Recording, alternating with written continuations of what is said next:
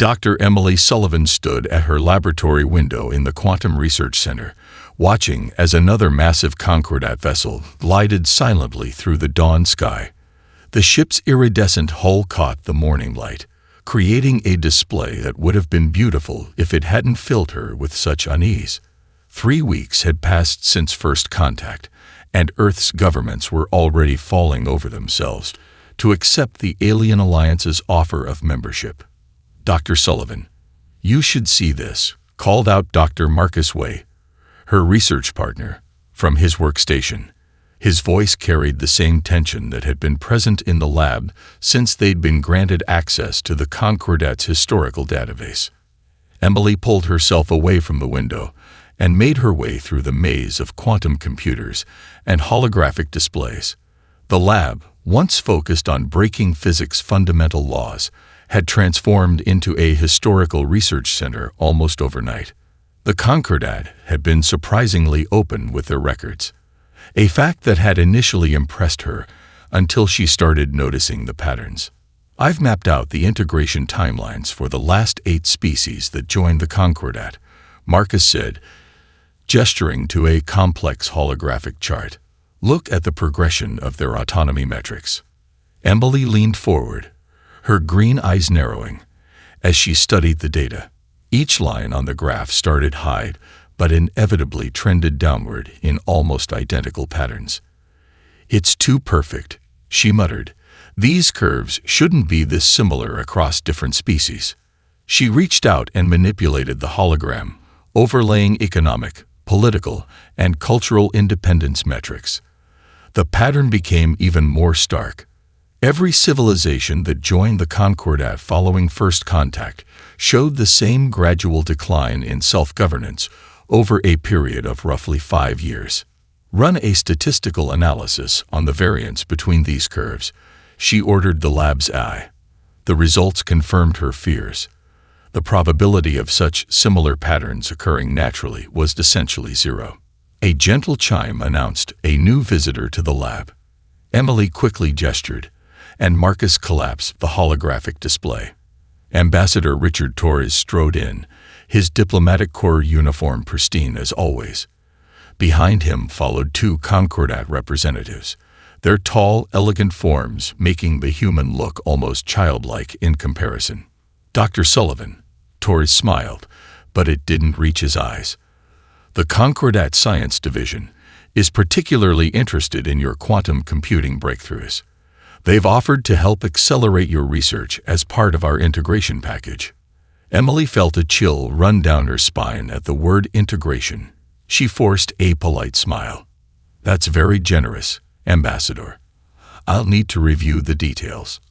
Of course, one of the Concordat representatives spoke, their voice melodious and soothing.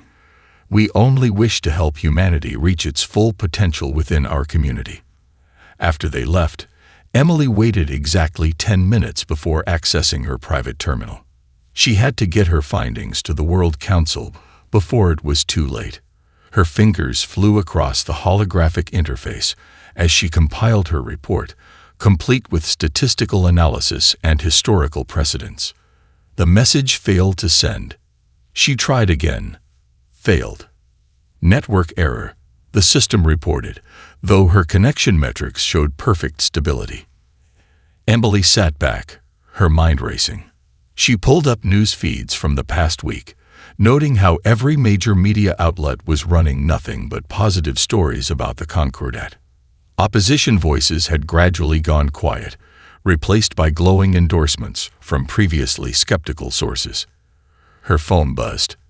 A message from her old college friend, Commander Jack Stone. "Need to meet. Secure location. Things aren't what they seem." Emily stared at the message for a long moment, then at the massive Concordat ship still visible through her window. They were already being manipulated, and almost no one could see it. Humanity was sleepwalking into something far more sinister than a simple alliance, and she appeared to be one of the few people who had put the pieces together. She typed a quick response to Stone. "Tonight, I'll bring proof." As she gathered her data drives, Emily glanced one more time at the alien vessel above. Its elegant form no longer looked beautiful. It looked like a predator, waiting to strike. 6 months into the Concordat's integration program, Dr. Emily Sullivan found herself standing in an abandoned subway terminal beneath Old Manhattan. The ancient tunnel's darkness was broken only by the soft blue glow of quantum-shielded tablets and the occasional flicker of emergency lights. Around her, 20 of Earth's finest minds and military veterans gathered in what had become their primary operations center. Commander Marcus Stone, his battle-hardened face illuminated by holographic displays, pointed to a map of Concordat's security checkpoints. "They've increased patrols in the Upper East Side," he reported, his voice carrying the weight of recent losses. "We lost contact with 3 more resistance cells last week." Emily nodded grimly, her fingers dancing across her tablet as she updated their security protocols. The Terra Nova Initiative had grown from a handful of concerned scientists and soldiers to a global underground network, but with each passing day, the Concordat's grip tightened. "The neural dampeners are ready for testing," Dr. Jessica Hayes, a neurologist who defected from a Concordat research facility, announced. She held up a small device that looked like an ordinary medical implant. "If they work, we might be able to block their influence signals." The room fell silent at her words. They'd all seen the changes in their fellow humans, the glazed looks, the sudden shift in opinions, the unnatural acceptance of each new restriction on human liberty.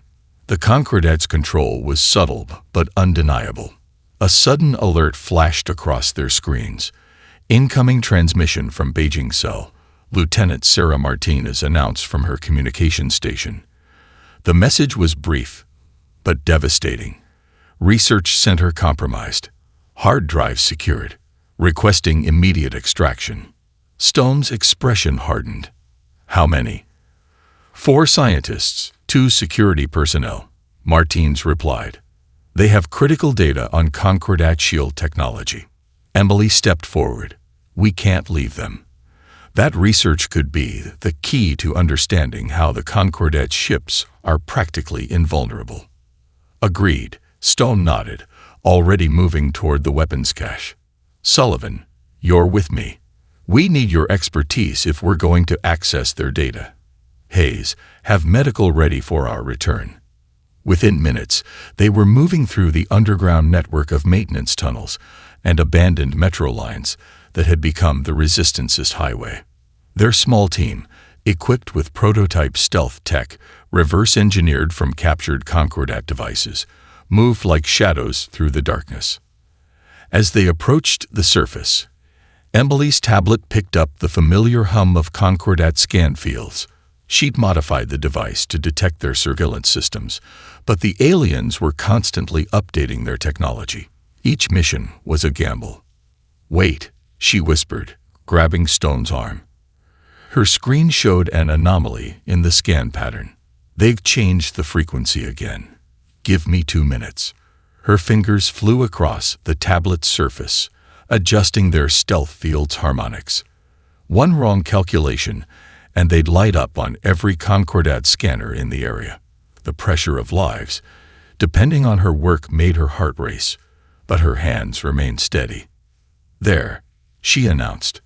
"We should be invisible to their new scans, but we have maybe 20 minutes before their systems adapt."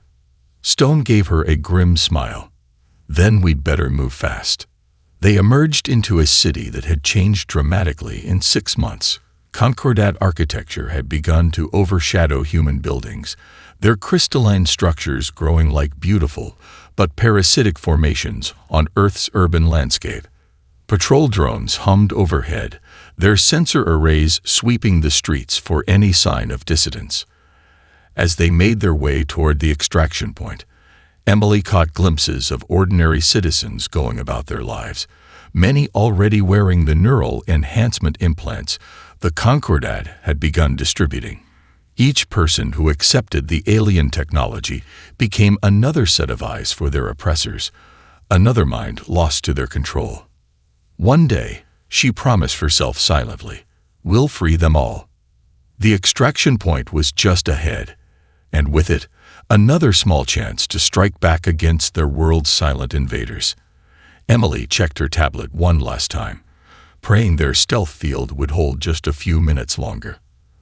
The real war for Earth's freedom was just beginning, and every small victory, every piece of intelligence gathered, brought them one step closer to breaking the Concordats' hold on humanity. Dr. Emily Sullivan's hands trembled as she stared at the holographic display before her. The data retrieved from the Beijing facility had been worth every risk. Lines of alien code scrolled past, finally revealing the terrible truth behind the Concordats' control system. "It's not just technology," she announced to the gathered leadership of the Terra Nova Initiative. "It's a vast psychic network. The neural implants are just conduits for something far more invasive." Commander Stone leaned forward, his expression grim. "Explain it to us, Doc, in terms we can use." Emily manipulated the hologram, expanding a complex neural mapping. "The Concordat has evolved beyond individual consciousness. They're a collective mind, and these implants." She pointed to the enhancement devices being distributed worldwide. "They're not just monitoring devices, they're integration points. Every person who accepts one becomes part of their network." Dr. Hayes stepped forward, her medical training providing crucial insight. "That explains the personality changes we've been seeing. It's not just influence, they're literally rewriting human consciousness." A murmur of horror rippled through the room, but Emily wasn't finished. She pulled up another display, this one showing brainwave patterns from both implanted and non-implanted humans. "Here's where it gets interesting," she continued. "Look at the resistance patterns in unmodified human brains. We're not as susceptible as other species. Something about our neural architecture creates interference in their network." Lieutenant Martinez spoke up from her station. "Is that why they're moving slower with Earth than other worlds? We're fighting back without even knowing it." "Exactly," Emily nodded. "But here's the real breakthrough." She overlaid a new pattern on the display. "This is what happens when we run human brain waves through our quantum computing arrays. The resistance effect doesn't just double or triple, it increases exponentially." Stone's eyes lit up with understanding. "We can block them." "Better," Emily allowed herself a small smile. "We can break their control entirely." The Beijing data included specifications for their network's operating frequencies. "With this, we can build a device that not only shields humans from control, but could potentially free those already under their influence." The room erupted in excited discussion, but Dr. Hayes raised a cautionary hand. The neural trauma could be severe. Breaking their connection too quickly might cause permanent damage. Emily nodded, already adjusting calculations on her display. "That's why we need to move carefully. I've been working on a gradual release protocol. We start with a small area, monitor the effects." And a sudden alarm cut through the room. Martinez's hands flew across her console. Multiple Concordat vessels moving into low orbit. Energy signatures are active. "They know," Stone's voice carried above the rising chaos. "They must have detected our research." Emily quickly began transferring files to secure drives. "How long until they can pin down our location?" 10 minutes, maybe less, Martins reported. "They're deploying ground forces." Stone was already moving, issuing orders with military precision. "Initiate Protocol Omega. Full evacuation. Essential personnel and research only. Martins, signal all cells. Go dark." Emily felt his hand on her shoulder. "Tell me you can get that device working." She met his eyes, seeing the same mix of fear and determination she felt. "Give me 48 hours and a secure lab. I'll have a prototype." "You'll have 24 hours, he replied. "We're moving you to Site B. Hayes goes with you. You'll need her expertise." Around them, the underground facility was already being stripped. Teams moved with practiced efficiency, destroying what they couldn't carry. The sound of distant explosions began to echo through the tunnels. Emily quickly gathered her essential data cores, mind racing through calculations and possibilities. They'd known this day would come, the day the Concordat finally found them. But they'd also known it would only take one breakthrough, one chance to strike back. As she followed Stone through the emergency tunnels, Emily clutched the drive containing their discovery. The Concordat had made a fatal mistake in underestimating humanity's resistance to their control. Now, that same resistance would become the weapon that could free not just Earth, but every enslaved species in the galaxy. They just had to survive long enough to use it. The neural disruption device in Dr. Emily Sullivan's hands hummed with barely contained energy. 24 hours of non-stop work had produced something that looked deceptively simple. A crystalline sphere, the size of a basketball, its surface etched with quantum circuitry that glowed a soft blue. Operation Thunderbolt begins in 5 minutes, Commander Stone announced to the assembled teams in Site B's command center. The underground facility, hidden beneath the Rocky Mountains, had become their last major operations hub after the loss of their eastern bases. Emily looked at the tired but determined faces around her. Dr. Hayes had worked miracles, helping her stabilize the device's neural interface. Lieutenant Martinez had somehow kept their communications network intact, despite relentless Concordat interference. Now everything depended on the next few hours. Remember, Emily addressed the group, once we activate the device, we'll have maybe 30 minutes before the Concordat realizes what's happening. The shield will expand outward in a wave, breaking their control over anyone within its radius. But the effect has to take hold gradually to prevent neural shock. Stone nodded, pointing to a holographic map of Denver. We've positioned secondary transmitters throughout the city. When the main device activates, they'll create a web of coverage. For the first time, we'll have a major population center completely free of their influence. The room's main screen lit up with multiple feeds showing Concordat forces throughout the city. Their patrols had increased since yesterday's attack, but they still hadn't located the Resistance's new base. Above, their ships hung in the sky like mechanical stars, a constant reminder of their dominance. 60 seconds, Martins called out. All teams report ready. Emily connected the final power coupling to her device. The quantum core inside began to spin up, its harmonic frequency matching the natural resistance pattern of human brain waves.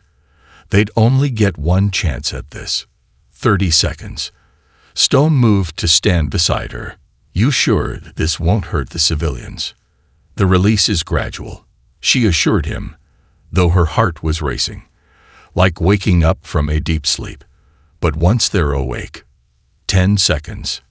Emily took a deep breath and placed her hand on the activation panel. The crystal sphere pulsed brighter, responding to her touch. Now, she initiated the sequence. For a moment, nothing seemed to happen. Then the device's glow intensified, and a barely perceptible wave of energy rippled outward through the facility's walls. On the monitors, the effect was subtle at first. People on the streets stopped walking, looking around as if seeing their surroundings for the first time. Concordat patrol officers, humans working for the aliens, began removing their neural implants. Within minutes, the first signs of resistance appeared. It's working, Hayes breathed, watching her neural activity monitors. The liberation wave is stable. No signs of trauma. The Concordat's response came swift and brutal. Their ships began descending, energy weapons powering up. But they'd made a critical mistake. Their human security forces were now free of their control, and many still had access to their weapons. Getting reports from all sectors, Martins called out, her voice rising with excitement. Police and military units are engaging Concordat forces. The people are rising up. Stone was already mobilizing their combat teams. Move the device to position 2. We need to expand the coverage before they can lock down the city. Emily watched the chaos unfolding on the screens. The Concordat had never faced this scenario before, their carefully controlled human servants turning against them en masse. Their rigid combat protocols weren't designed for this kind of uprising. A massive explosion lit up the sky as a police anti-aircraft unit brought down one of the smaller Concordat ships. The burning vessel crashed into the mountains, well away from the city. The sight of the aliens' supposedly invincible technology being destroyed sparked something in the awakening population. Hope. We need to get the signal to other cities, Emily said, already working on boosting the device's power. Once people see what's happening here. Stone smiled grimly. The whole world will know the truth. And this time, we're ready for them. Above them, more explosions lit up the night sky as humanity's first real battle for freedom began in earnest. The price would be high, but the alternative, slavery of the mind, was unthinkable. The spark of rebellion had become a flame, and soon it would spread across the entire planet. 3 weeks after Operation Thunderbolt, Dr. Emily Sullivan found herself in what had once been NORAD's command center, now serving as the Global Resistance's primary strategic hub. The massive screens before her showed battles raging across 6 continents, each one demonstrating the same stunning truth. Humanity was winning. Their formations are breaking apart over Shanghai. Commander Stone reported, his voice carrying a note of satisfaction. They keep trying to implement standard containment protocols, but our forces won't stay still long enough for it to work. Emily watched as Chinese fighter jets, modified with reversed-engineered Concordat technology, executed maneuvers that the aliens' combat computers couldn't predict. The rigid, geometric patterns of Concordat ships shattered against the chaos of human battle tactics. They've never faced an enemy that fights like this, Lieutenant Martinez observed from her enhanced communication station. Every time they adapt to one strategy, our forces switch to something completely different. The main screen showed a particularly brilliant example. In Mumbai, resistance fighters had turned the city's ancient network of narrow streets into a deadly maze. Concordat ground forces, unable to maintain their perfect formations, were being systematically dismantled by hit-and-run attacks. Dr. Hayes reports, the neural network is collapsing in every liberated zone. Emily added, studying the data streams. Once people break free, the Concordat can't re-establish control. Our minds are too unpredictable for their system. Stone nodded, but his expression remained serious. They're pulling back to their major strongholds. Whatever comes next will be big. As if on cue, the facility's alert system blared. New signals appeared on the long-range scanners. Massive Concordat vessels emerging from hyperspace. These weren't the sleek diplomatic ships they'd first encountered, but ancient war machines, awakened from some dark corner of their empire. Multiple dreadnoughts detected. Martines called out, her hands flying over her console. Energy signatures are off the charts. Emily's mind raced. The neural disruption network had spread to cover nearly 40% of Earth's population centers, but these new ships could level cities before anyone had a chance to fight back. Then she noticed something in the data streams, a pattern in the energy signatures that shouldn't have been there. Wait, she said, enhancement through her display. These ships, they're all using the same base code as their neural network. It's just scaled up. Stone caught her meaning immediately. You're saying we can hack them. Better. Emily's fingers flew across her console, making rapid calculations. Their entire fleet operates on the same principles as their control system. They don't just share a network, they share a fundamental architecture. If we can modify our disruption signal, we could shut down their entire battle fleet. Hayes finished, having just entered the command center. But the power requirements would be enormous. Emily was already running simulations, We need to link every disruption device we've activated globally, create one massive pulse, tuned to their fleet's operating frequency. Stone turned to Martinez. Contact every major resistance cell. Tell them to divert all power to their disruptors on our mark. The next few minutes were a blur of activity. Emily's modifications were transmitted to every neural disruption device worldwide. The Concordat ships drew closer, their weapon systems charging. They were about to learn that humanity's greatest strength wasn't just their unpredictability in battle. It was their ability to turn an enemy's power against them. Global network synchronized. Martins announced. All cells report ready. Emily took a deep breath, her hand hovering over the activation control. Above them, the first dreadnought had entered the atmosphere, its ancient hull blocking out the sun. Now, she commanded, and brought her hand down. The pulse that emanated from Earth was invisible but immense.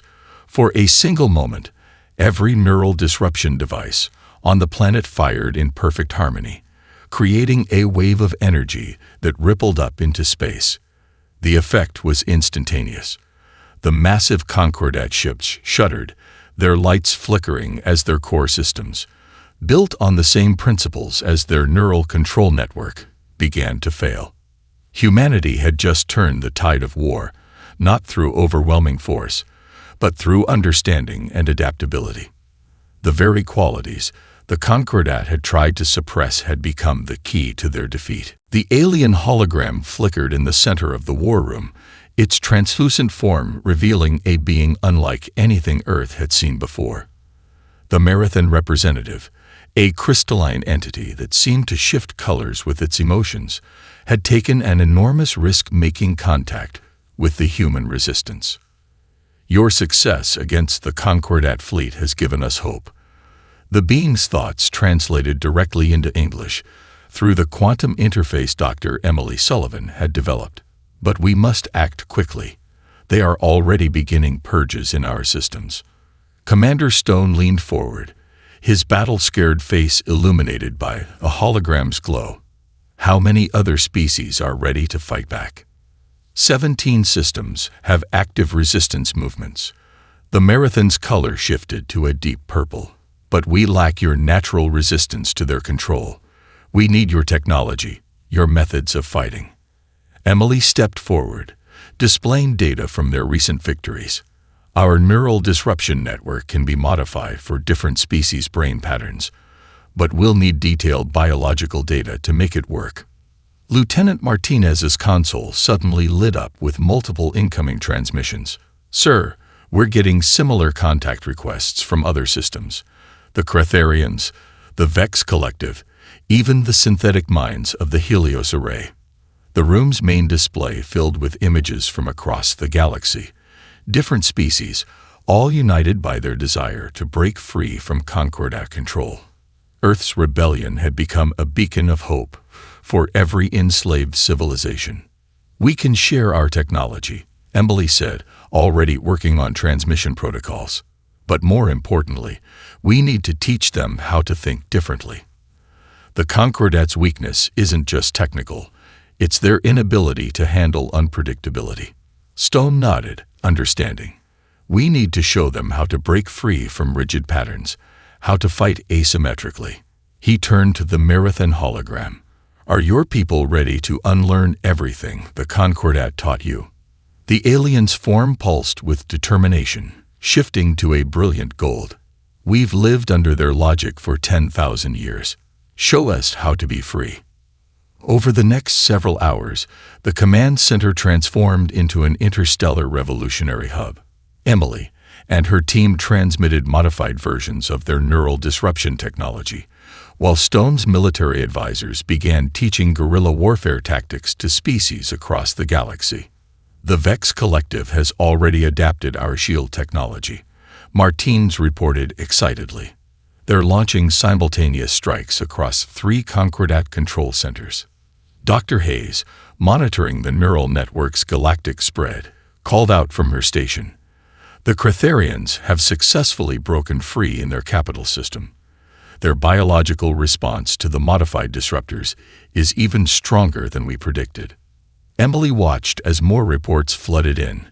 Each species brought their own unique abilities to the fight. The crystalline marathons could refract the disruption field, amplifying its effect.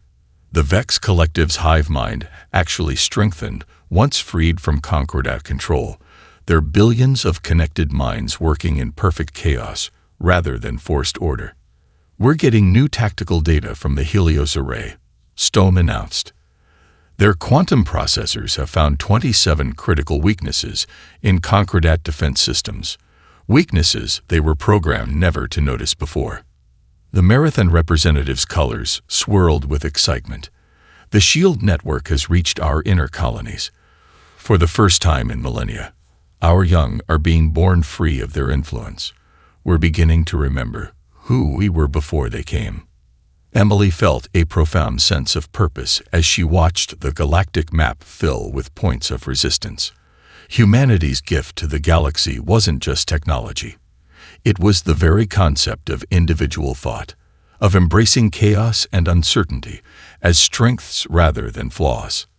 The Concordats falling back to their core systems, Martine's updated.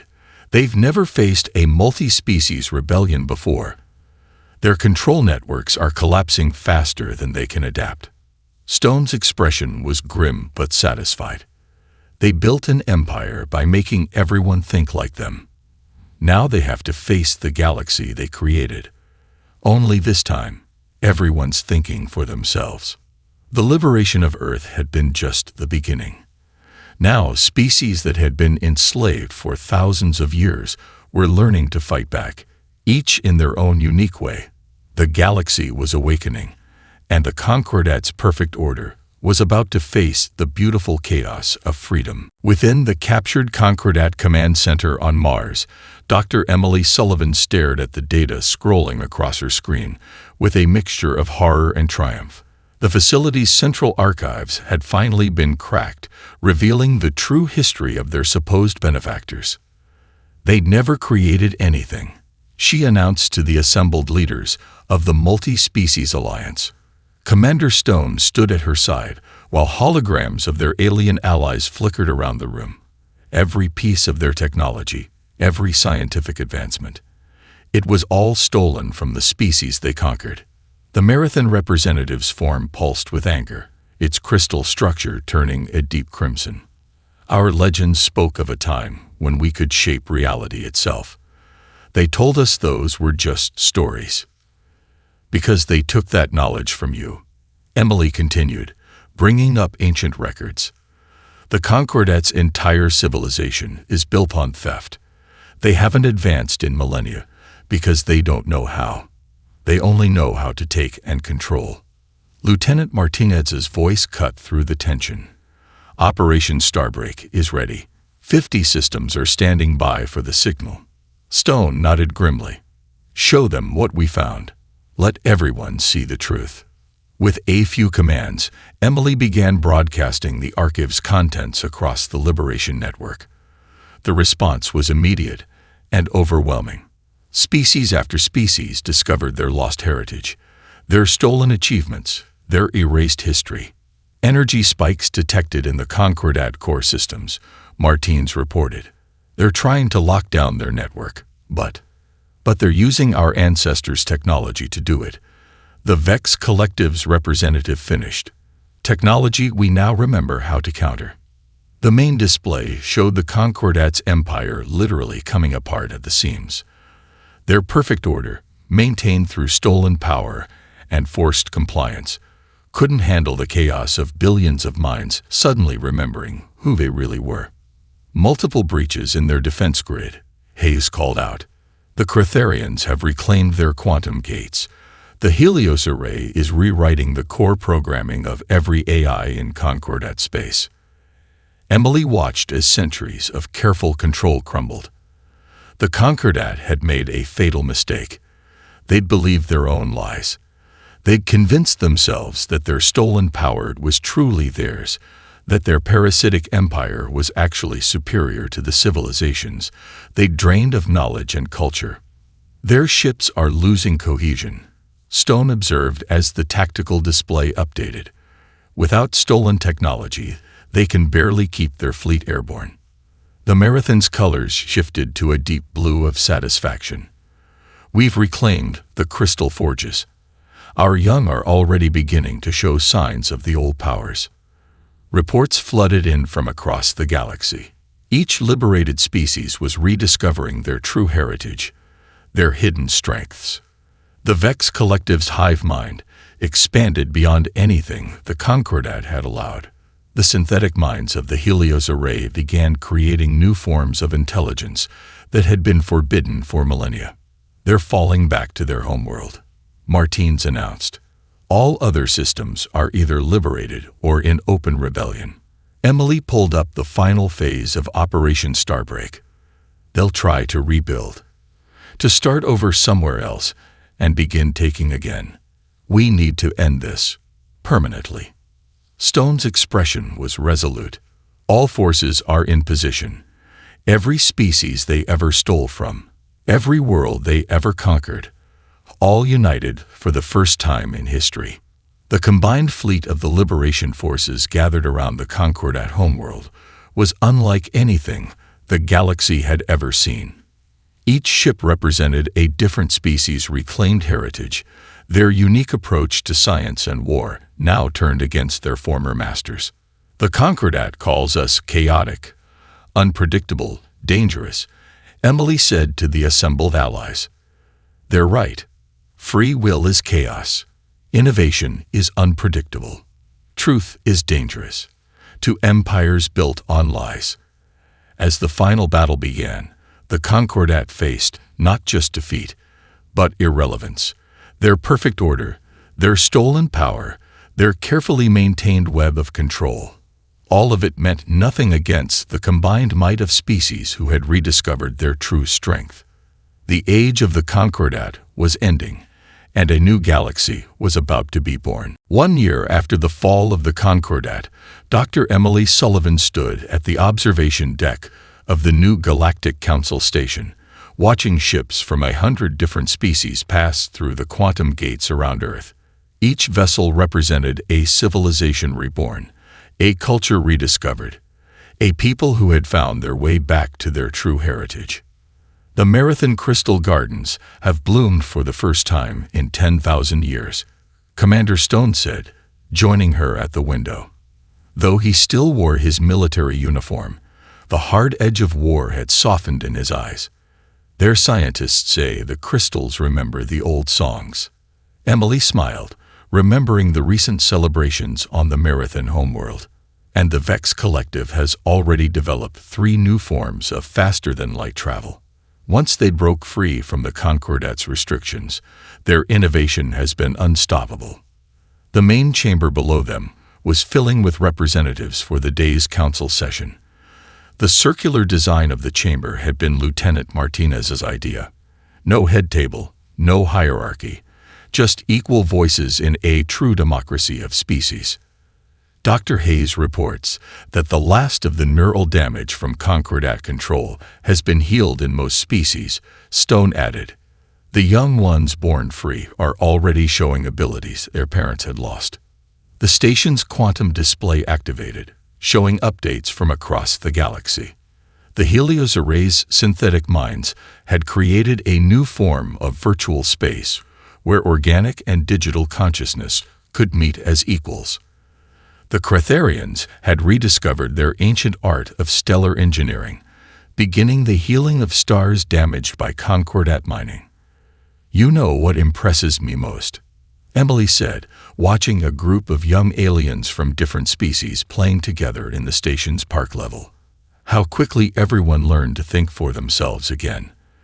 The Concordat spent millennia trying to force the galaxy into their perfect order. But it only took 1 year of freedom for natural chaos to create something more beautiful than they ever could. Stone nodded, understanding. Because it's real. Built on cooperation instead of control. On diversity instead of uniformity. The council chamber's soft chime indicated the session was about to begin. Today's agenda included the restoration of ancient trade routes, the sharing of rediscovered technologies, and the ongoing project to heal worlds stripped by concordat exploitation. "Have you heard from the exploration teams?" Emily asked as they made their way down to the chamber. The question made Stone smile. 3 more lost colony worlds found this week. Turns out some species managed to hide pockets of their civilization from the concordat. They've been preserving knowledge all this time, waiting for a chance to share it again. They entered the chamber just as Martinez, now Earth's chief ambassador, was beginning the session. The walls shimmered with holographic displays, showing projects from across known space, new cities rising on restored worlds, ancient artifacts being returned to their original cultures, young scientists making discoveries that would have been forbidden just a year ago. The Marathon representative's crystal form glowed with a warm golden light as it addressed the council. "Our archives have been fully restored. We offer our ancient knowledge of harmonic physics to any species who wishes to study it. The time of hoarding wisdom is over." Similar offers came from other representatives. The Vex Collective shared their quantum mathematics. The Helios Array offered their digital evolution protocols. Each species had something unique to contribute, and all were eager to learn from each other. Emily took her seat among Earth's delegation, feeling a deep sense of pride. Humanity's gift to the galaxy hadn't just been liberation. It had been the very concept of embracing difference, of celebrating the chaos of individual thought, of building strength through diversity rather than conformity. As she looked around the chamber at the faces and forms of 100 free species, she knew the Concordat's greatest fear had been realized. The galaxy had awakened, not to perfect order, but to the beautiful complexity of true cooperation. Their empire of lies had been replaced by something far more powerful, a community of worlds united not by force, but by choice. The dawn of true freedom had finally come, and its light would never fade again.